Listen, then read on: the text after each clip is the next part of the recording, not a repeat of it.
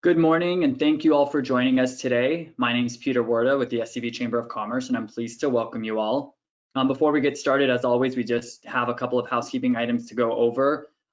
Throughout the webinar, you do have the questions feature in the control panel. Please use that to submit any questions. At the end of the presentation, we'll have our Q&A session. But as the presentation goes on, please feel free to use that and submit any questions that you have. If you have any issues, please email hello@scvchamber.com. We'll be monitoring that throughout the webinar.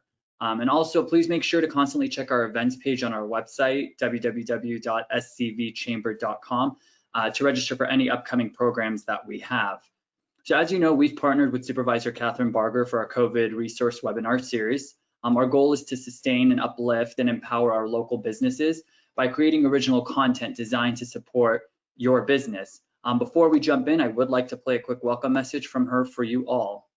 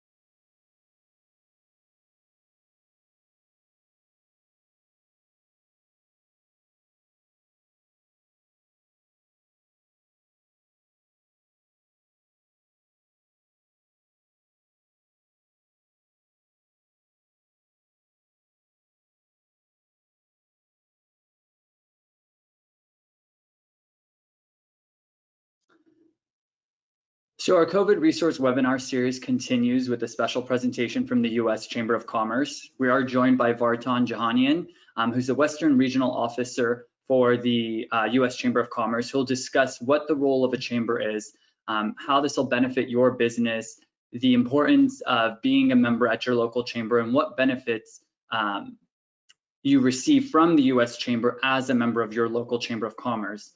So Vartan helps develop pro-business legislative and political activities in 5 Western states: Arizona, California, Hawaii, Nevada, and Utah. He also assists with the Chamber's efforts to strengthen its relationships with members of Congress and state and local chambers of commerce throughout the region. So with that, I would like to go ahead and turn it over to Vartan.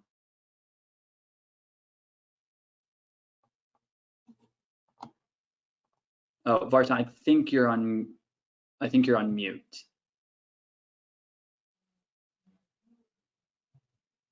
All right, thank you, Peter. Here we go. Does that work? Yeah. Okay, great. So I'm going to prep my screen here. So thank you so much, Peter. As Peter mentioned, my name is Vartan. I'm with the Western region of the U.S. Chamber. The U.S. Chamber is the world's largest business federation. We represent the interests of 3 million businesses around the world, most of which are small firms under 10 employees. So we're really a small business-based organization. We're very happy to partner today with the Santa Clarita Valley Chamber. The Santa Clarita Valley Chamber is a wonderful partner with the U.S. Chamber. We work on many local partnerships together, especially when it comes to government affairs and getting policies passed on the local, state, and federal level, which support the small business community. I'm also very happy to participate in this along with Supervisor Catherine Barger's office. Like Peter mentioned, I cover California, Nevada, Arizona, Utah, and Hawaii as part of my region, but I'm especially proud to be here because I'm a resident and a constituent of Supervisor Barger, and so I've seen firsthand the wonderful work that she does with small businesses, and it's wonderful to partner with her on this important event. So I know that we've got a mix of people on this call. Some folks are members of the local chamber and some aren't.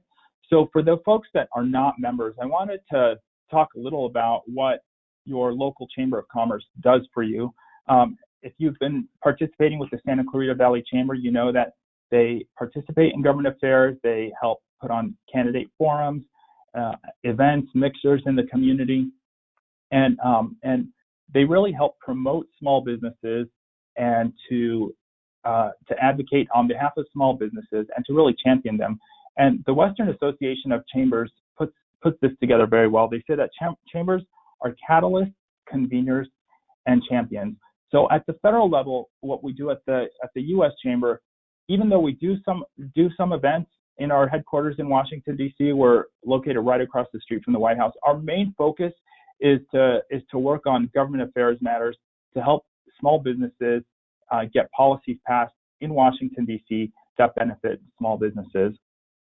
So folks often ask, what is the point for small businesses to even join chambers of commerce and to be involved, especially in government affairs? I know that so many small business owners are keeping busy trying to keep their business afloat, especially now with coronavirus.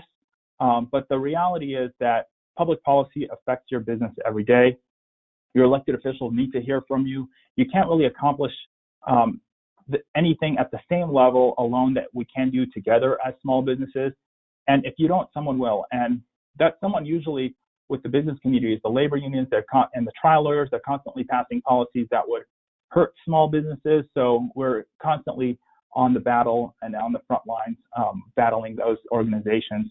So again, we help promote economic growth and development and advocate for the small business community.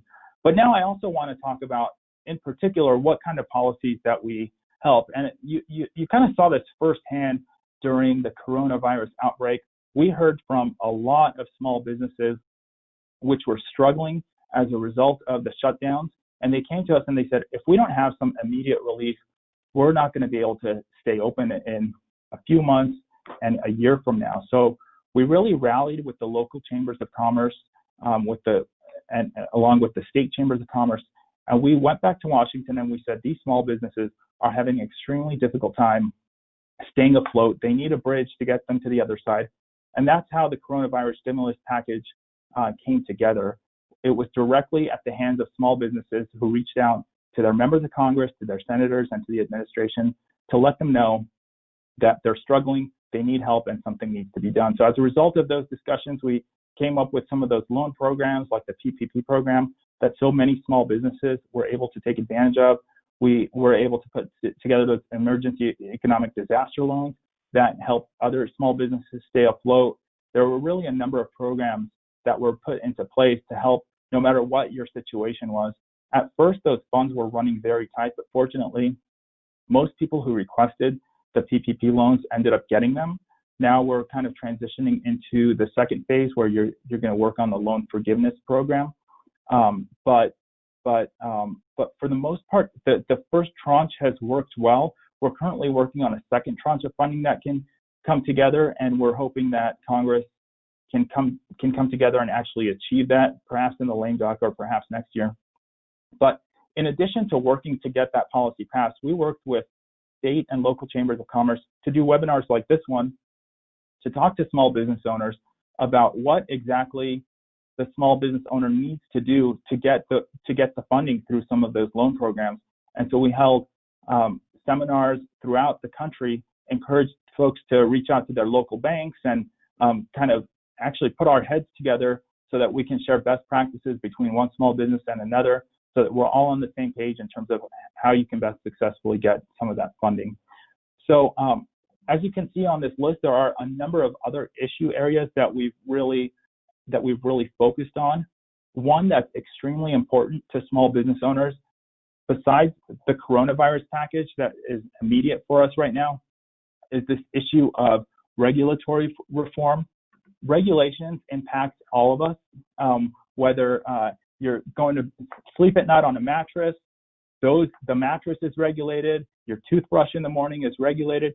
So it doesn't really matter what impact or what aspect of your life you're going through, there's going to be some form of regulation. And so at the U.S. Chamber, we believe that we need to regulate in some areas. We want to make sure that your air is clean, that your water is safe and drinkable, and that if you're taking a medication, you want to make sure that it's not hazardous.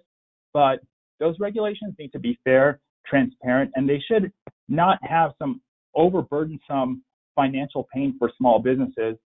So we put our heads together at the U.S. Chamber over the last several years and worked with small businesses around the country, and we were able to roll back some very problematic regulations that were costing small businesses about $30 billion worth of red tape costs every year.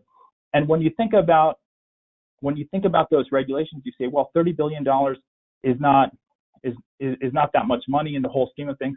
It actually is.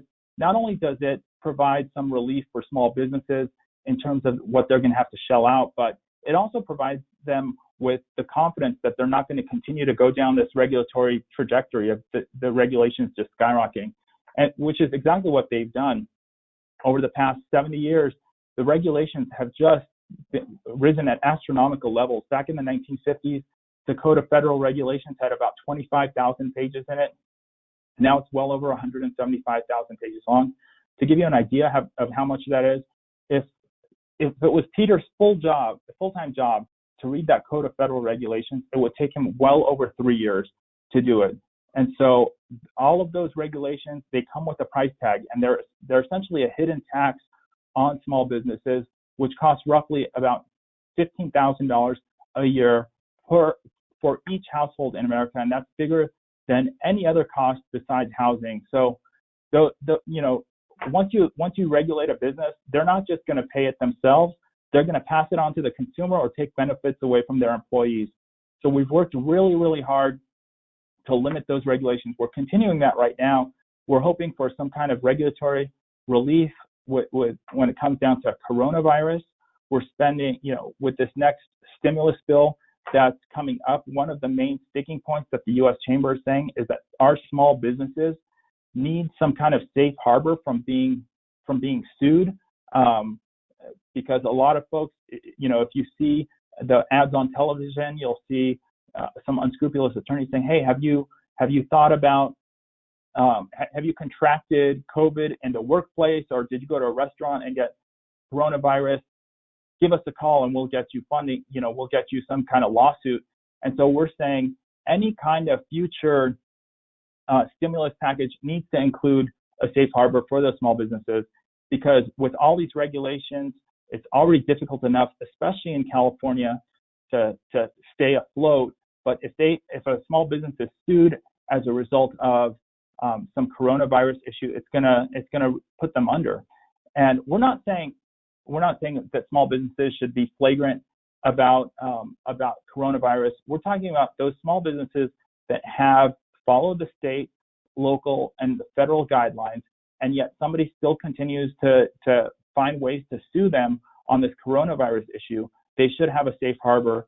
And like I said, provided they followed all those codes and regulations, they should not be able to get sued. And so we're working hard on that right now on the federal level to make sure that happens. Kind of sticking to this issue about legal reform, another topic which we really, really focus on. You open the headlines every day, you see some new businesses being sued.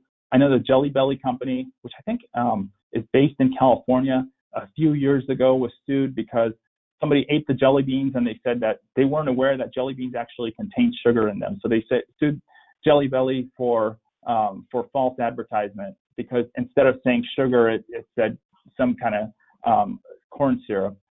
Somebody else sued the Starbucks company because they said that it's an employee. They said that after they clock out at closing, it still takes them a few minutes to lock the doors.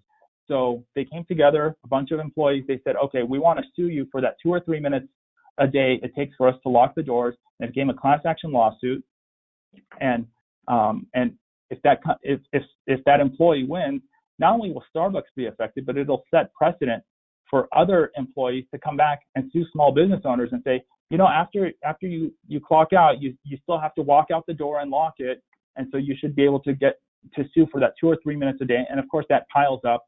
And on top of all the other regulations and taxes that you have to pay, this would just be something else that would be extremely difficult. So we're working on that.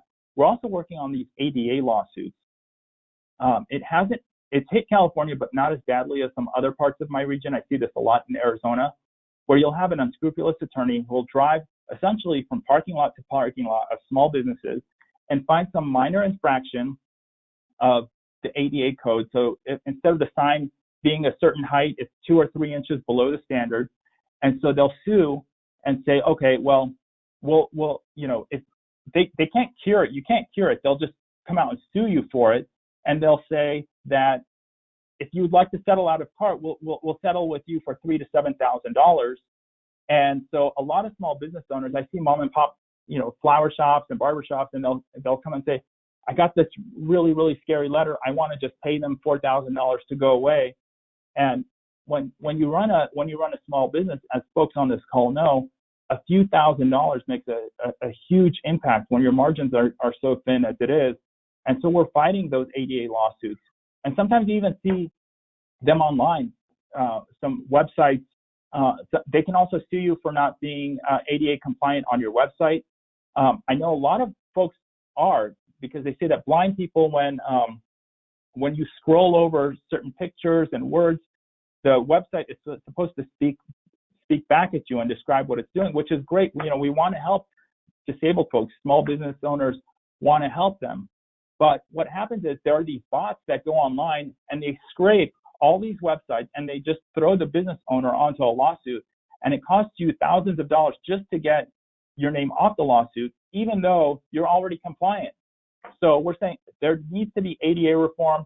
If a situation like that arises when you're even compliant, there should be a cure that you can just contact them and get your name off of it so that they don't pursue further legal battles against you, which cost thousands of dollars.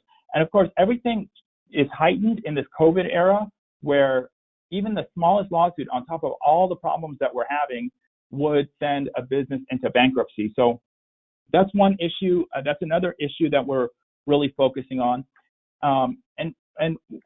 Finally, before I get into some of the details about how you can get involved as a small business owner in getting involved in supporting your small business and small businesses around the country, is this issue of entitlement reform. As it stands now, by 2026, all of our federal revenues, in other words, every tax dollar that we collect will go to Medicare, Medicaid, and Social Security. And so, I'm not even talking about defense spending. I'm not talking about education. I'm not talking about any other programs.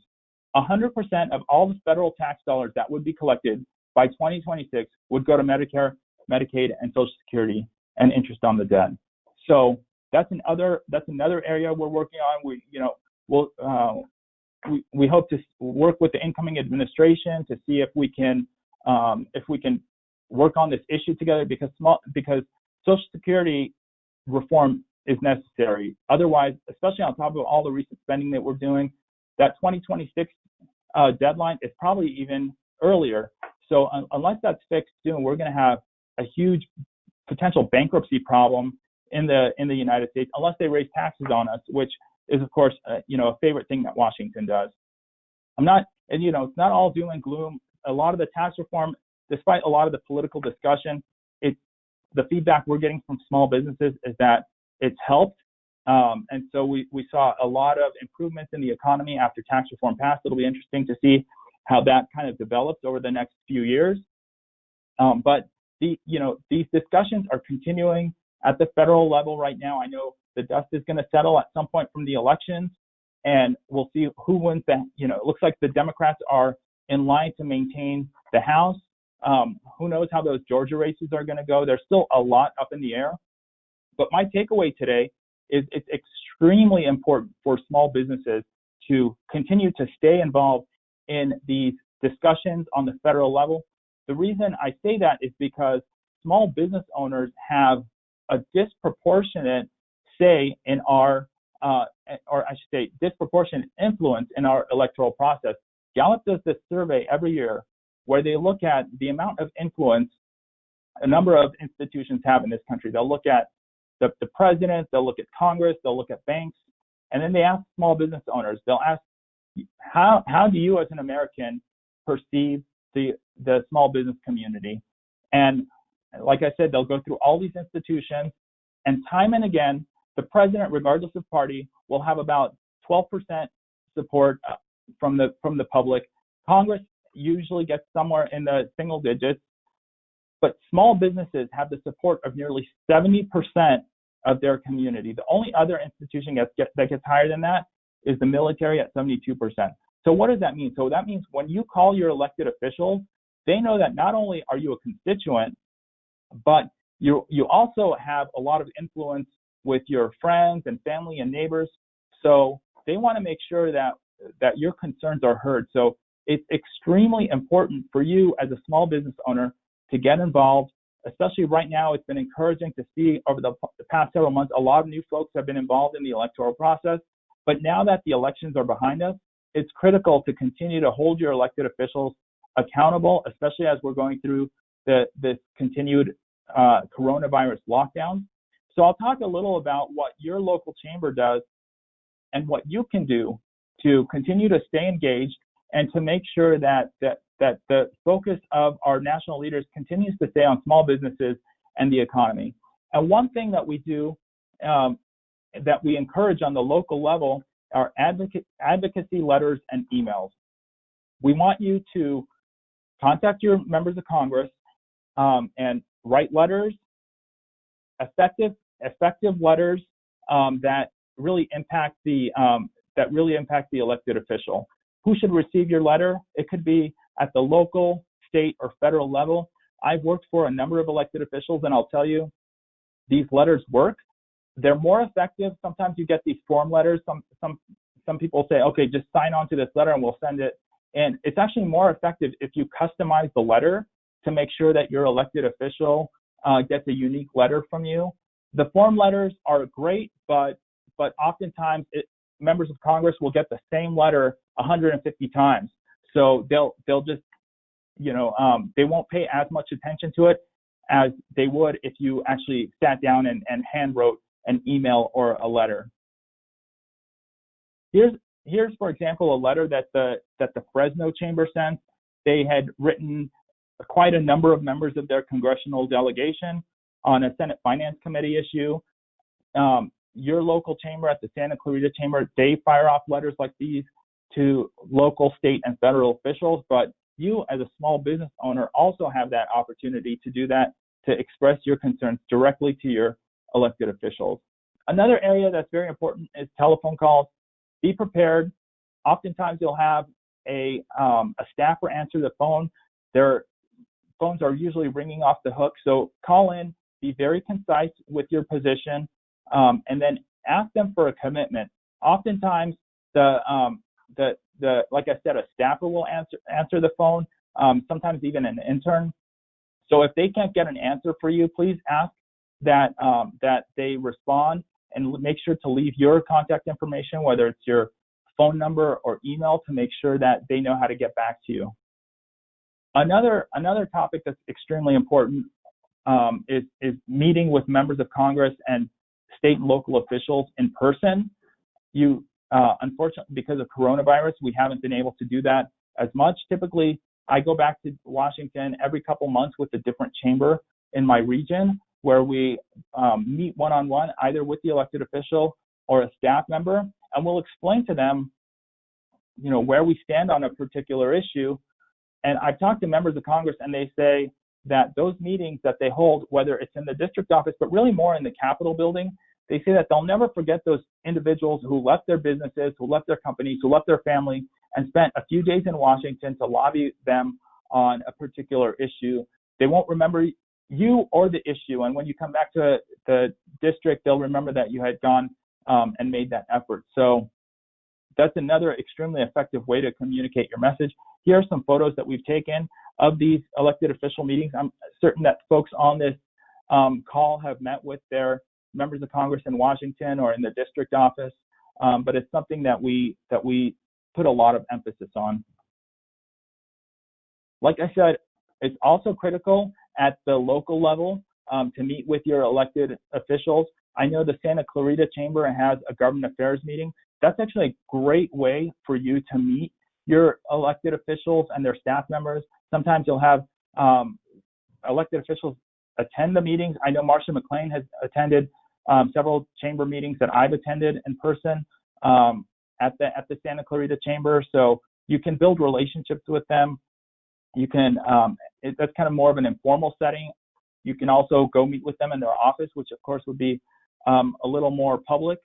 You can present testimony in front of the city council or in front of the state legislative hearing or at the federal level. Take appropriate handouts, and then following up is extremely important as well. Folks ask, I've been in the political business for a couple decades now, and they ask me, what's the most important way to communicate with your legislator? And really, it all comes down to building relationships. It is so important for you as a small business owner to get that relationship going, whether you're going to need to get a pothole fixed or whether there's an important issue that's coming on the city council docket or even on the congressional level. Having that relationship will allow you to just contact them directly. I talk to a lot of chamber executives. They have, their member of Congress on speed dial. They have their phone number stored in their phone, and they text them if there's an important bill that's coming up. Having that relationship in place is invaluable. So if you don't know your local city council person or all of your city council people, now is a good time to get to know them, especially with the coronavirus shutdowns. You have a lot of the elected officials doing webinars like this one. They've become more accessible, so please take advantage of them. And don't just make it a one-off. If you have an issue that's coming up, of course, address that with them. But really, it's more important to have that relationship, and you have to invest in it over a long period of time so that in those critical moments, you're just not a stranger coming up to them. Social media is also great. It's a good way for you as a small business owner to sell your product to your audience, but it's also a good way to get the attention of elected officials, or when you have an issue. I don't like doing this, but some folks, if they have a problem with their airline, they tweet it out, and right away somebody from Delta will get back to them and say, we've resolved your issue. So imagine if Delta is willing to do that for their customers, how much more your elected officials are to respond, because elected officials, at the end of the day, they want to support their constituents. So if you're calling them out in a public forum like social media, whether it's Facebook or Twitter or Instagram, they will get back to you because not only do they want to as an elected official, but they want to make sure that the public knows that they're responsive. So if you're having a hard time reaching a certain elected official, please contact them through social media. I know that the Santa Clarita Valley Chamber uses social media very well to inform their members on the various topics that they're discussing, whether it's an upcoming event or a political program that they're doing. And then follow-up is also extremely important. Whenever the legislators, the city council members, the school board members, or members of Congress, whenever they do the right thing, please reach out to them and thank them. Sometimes you'll disagree. I feel like oftentimes the most difficult relationships people have is with their city council person, because it's so personal. When a city council person votes to take away a park in a certain neighborhood, it's so much more personal than when a member of Congress votes on something 3,000 miles away in Washington. So you're not always going to agree with your city council person. Make sure that you thank them at the times that you do agree, so that when at the times that you don't disagree, you have the times that you do disagree, you still have that cordial relationship with them. And one thing chambers of commerce do is that they have scorecards like this one, where they'll go down the list and score the members of Congress on a wide variety of issues. This one is for state legislators in Arizona. They do a wonderful job. This chamber does a wonderful job in kind of saying where each elected official is on the issue. And this is extremely important, so that when their time for re-election comes up and they come to you for your support as a small business owner or for the endorsement of the chamber, you've got all their voting record right in front of you, and you're able to tell them, hey, we disagreed with you on this issue or that issue, or we're really supportive. You voted with us 100% of the time, and we're happy to give you an endorsement. And we do this on the federal level at the U.S. Chamber as well. So Here are a few closing thoughts before I turn it over to questions. When you're interacting with your elected officials, please be honest. Of course, build that trust. Make sure your facts are accurate. Speak in positive terms.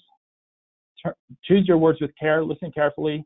Maintain realistic expectations. Relax and have fun. At the end of the day, these elected officials are just people like us, and they have relationships and friendships, and we want you to encourage that and having that friendship with them, so that you can become more involved in your community and also be able to have that relationship in place whenever you need to reach out to them on a certain topic.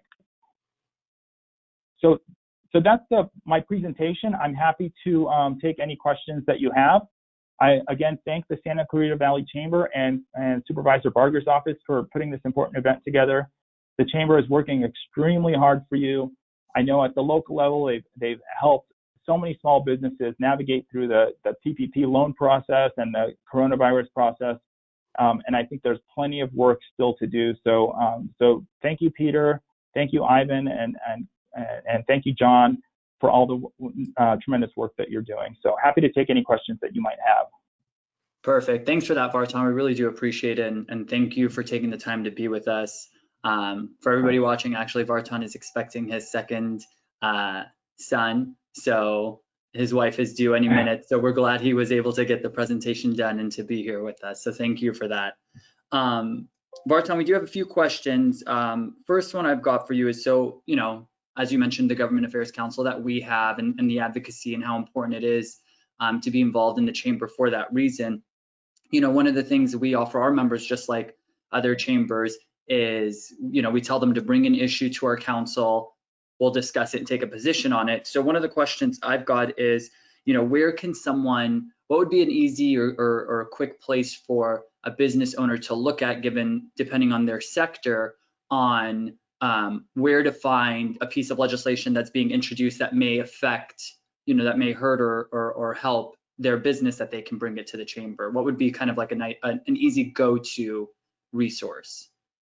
Yep. The first question would be, is this an issue that's on the local, state, or the federal level? Obviously, if it's a local level, I would suggest you go to the website for the Santa Clarita Chamber or to the City Council. And that's why the relationship comes into place, because if you know a City Council person, you can contact them and say, hey, I'm having a problem with this issue, or what issues are coming up that would affect the small business community. And of course, Peter at the Chamber would also be able to tell you if there's an important issue coming up at the Chamber.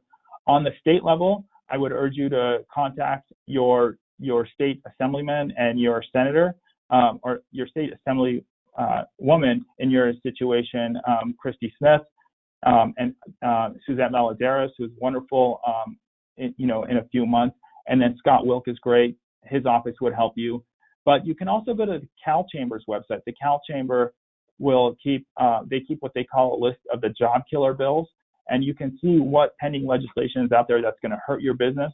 And of course, at the federal level, go to the U.S. Chamber website, ping me directly, or you can ask Peter to reach out to me, whatever's easier, and I'd be happy to tell you, what's coming up. For the time being right now, though, the only thing that we're looking at on the federal level is this coronavirus stimulus package. Looking beyond that, we're working on infrastructure, transportation, and again, the bread and butter issues for us are regulatory reform and tax reform. So those are issues that we're always looking at.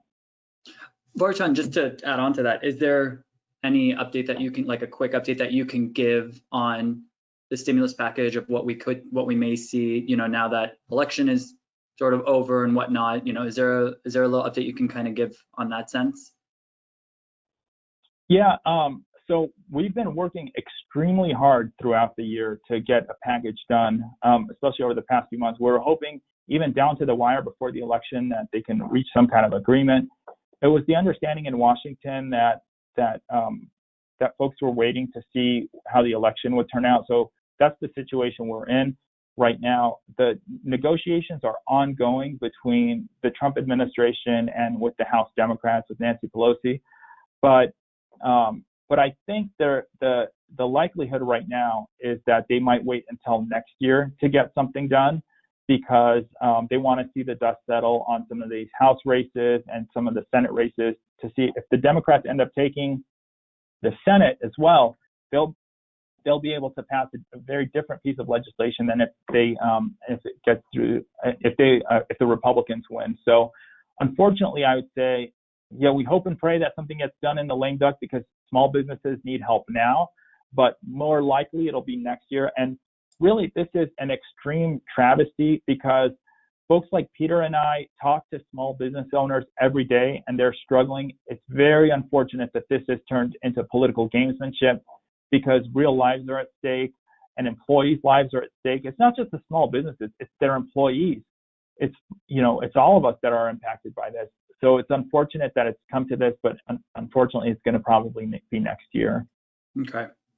Vartan, so, Prop 16 was on the ballot this year.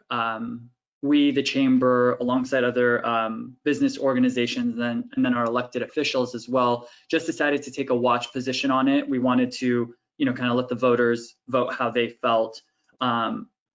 And so one of the questions that we have is what's the U.S. Chamber's perspective if something like Prop 16 is to come up again? Kind of, where does the U.S. Chamber stand on that? And, what would kind of be your take should something like this come up again? Yeah, so Prop 16, it's a statewide proposition. So at the U.S. Chamber, we're only involved on federal issues. So can you remind me what Prop 16 is, and I can kind of tell you what I see in the tea leaves? Yeah, but it's not necessarily with the U.S. Chamber. Yeah. Sure. It was the affirmative action. Oh yeah, so I believe that one failed, right? Yes. Yeah. So yeah, because it's something that happened at the state level, I really don't have to have much to add to that because we primarily deal with the federal level. No worries at all.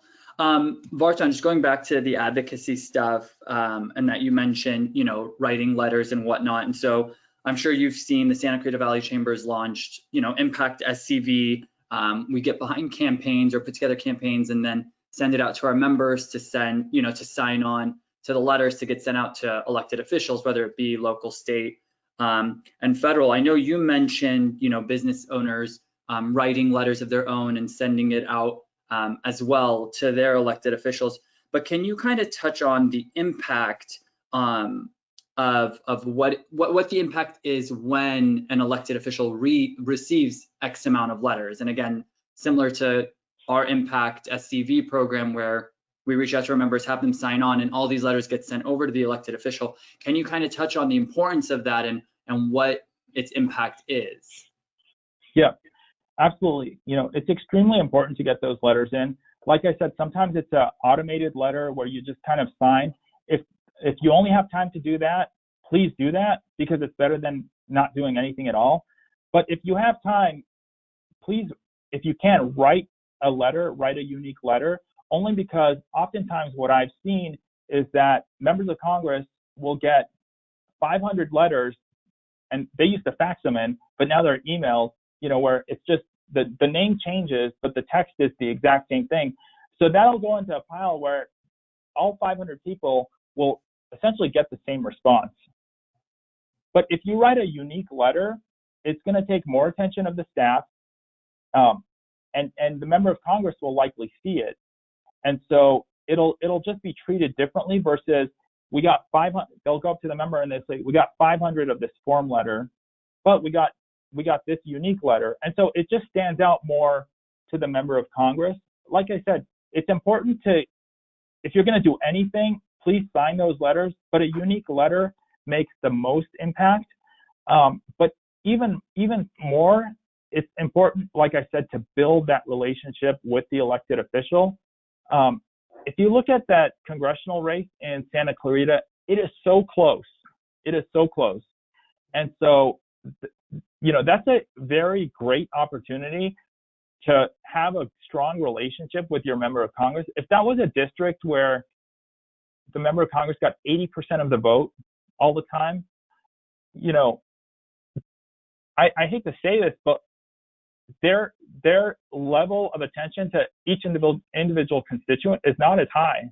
I really love those districts where they're evenly split because the member of Congress we'll listen to every single person.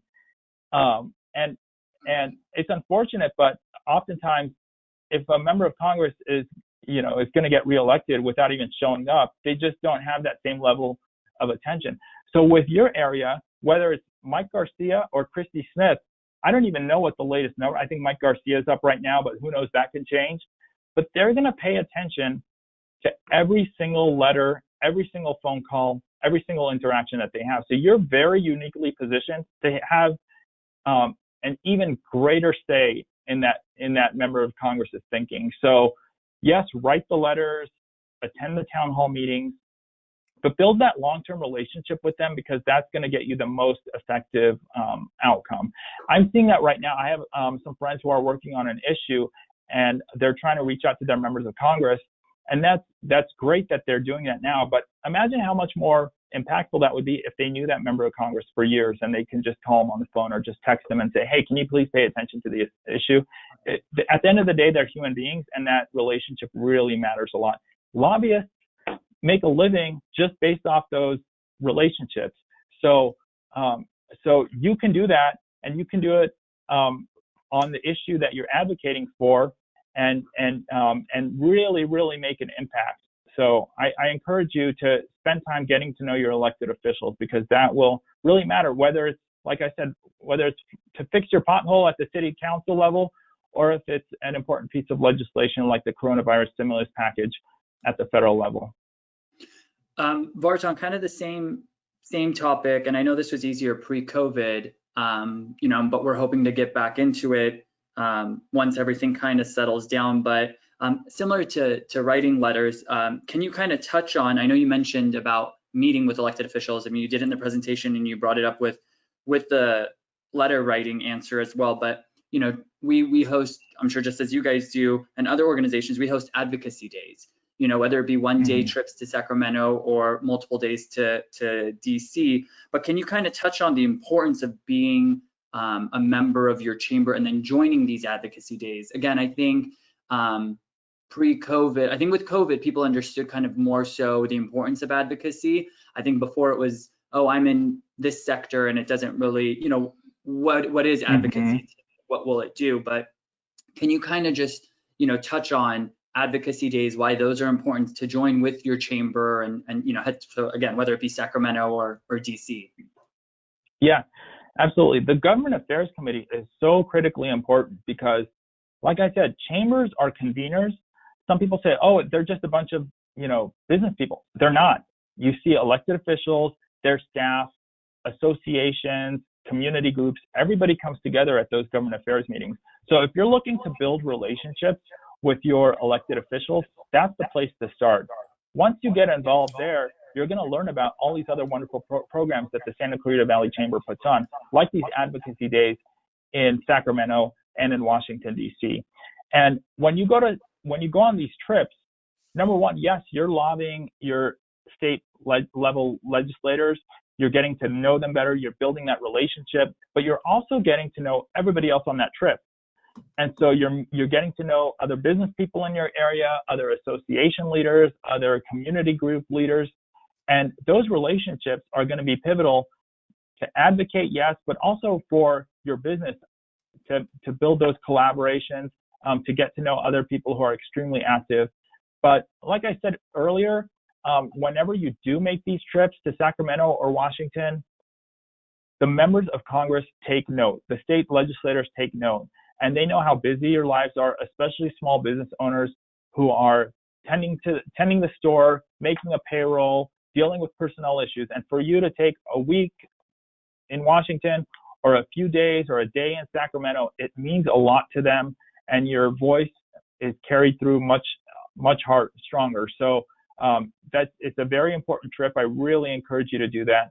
I'll tell you, as a staff member in Washington, D.C. for members of Congress, and I was the press secretary for Buck McKeon in Santa Clarita. I'll tell you, and I worked in many congressional offices. Whenever the annual fly-in would happen for the chambers in Washington, D.C. would stop, and the members of Congress would welcome their chambers in. They would show them around town. They would show them the Capitol, because The members love their constituents coming to town, but especially the chambers because they are so influential at home and throughout their communities. So you want to be part of that effort. Not only is it part of your, is it good for business, but it's also good as a citizen to participate in that. You're directly involved in making a change. And I'll tell you, with this, we saw this directly, like you said, Peter. People finally got it with the coronavirus package that went through, that how important advocacy is, because often, some chambers were very worried that their chamber membership would drop off because of coronavirus, because businesses were struggling sometimes, and actually, unfortunately, a lot. But instead of shrinking their membership, some chambers actually got more members because they knew that the chamber would be on the front lines fighting for them. And I know a lot of chambers would do that for any small business anyway, regardless of if you're a member. But in a way to show support for the chambers, a lot of chambers got new members because the small businesses and communities began to get it, that this is what chambers do. At the federal level, I see this all the time. Chambers love to do local events and mixers. Sometimes they do a mixer a week, which is fine. It's a good way to bring people together, but it shouldn't be at the expense of advocacy, because the advocacy is really where the chamber provides the most value. And you're very fortunate in the Santa Clarita area to have a chamber like the SCB chamber that gets it. They know that advocacy matters. They know all their legislators. They know the city council people. If they want to make an impact, they know the right people to get to. And that's why it's so important for them to have your support, so that if Peter calls Christy Smith and says, hey, we need your support on this piece of legislation. Here's an example of a small business owner who's hurting as a result of this issue. It's so much more impactful. And you'll see oftentimes that legislators will invite the small business owner themselves to go and testify, whether it's in Sacramento or in Washington, D.C., to inform their colleagues about your issue. The impact that you have is tremendous.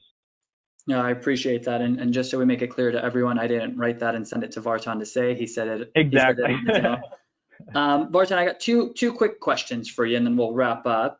The first one is, what's the best site to register to be notified of federal contracts for small businesses? I can send, I don't have that at my fingertips, but I can send that to you, Sure. The information on the federal level.